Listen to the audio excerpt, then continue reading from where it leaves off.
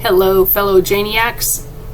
I wanted to record a video of how I start sewing my English paper piecing and how I end with the knot that I use.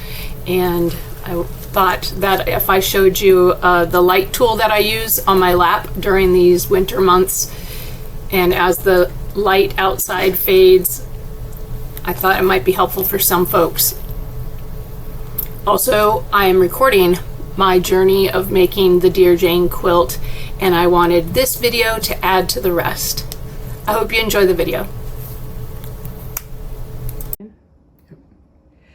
Okay, I'm just going to show how I start to sew pieces together.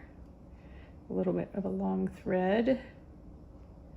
So I go through and then through again, and I don't have a knot yet. So I go through and through again. The second time I do a knicker knot or lingerie knot. So I'm taking the single strand and going around clockwise, and I'm taking the double strand and going around counterclockwise.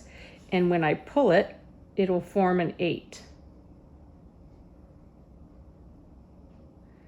And that's a knicker knot. And that holds perfectly. And where we're at in South Dakota right now, this time of year, lighting is terrible. So I have on my chair with me a hot light. I'm sorry, I need to tell you, I'm taking the tail and I'm burying it in the seam as I go. So I'm basically making sure that it lays down as I go, so I don't have a tail hanging out when I'm done.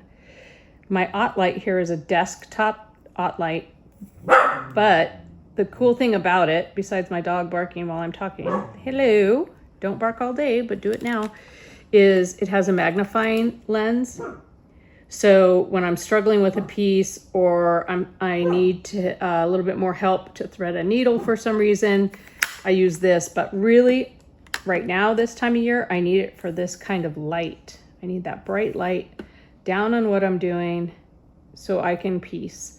And you can see I'm just taking little nips out of the fabric and moving myself along. I probably do too many stitches per inch, to be honest, but I've done it for so long, I just can't break myself of the habit of, I do about, I don't know, 16, 20, I guess if I count it again, but it's you know, maybe overkill, I don't know. I also thread match, so you can see it, I'm sewing with a dark color, and you might be going, eek, but that's with white. And actually what ends up happening is it blends into the white a lot better than the white thread would blend into the colored fabric. So I'm doing a knicker knot to end. Again.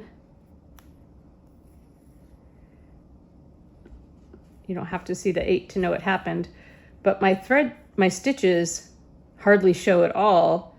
And this is a very dark thread, but the opposite would not be true. If I used white to sew these two pieces together, all you would see is white nicks into that dark fabric.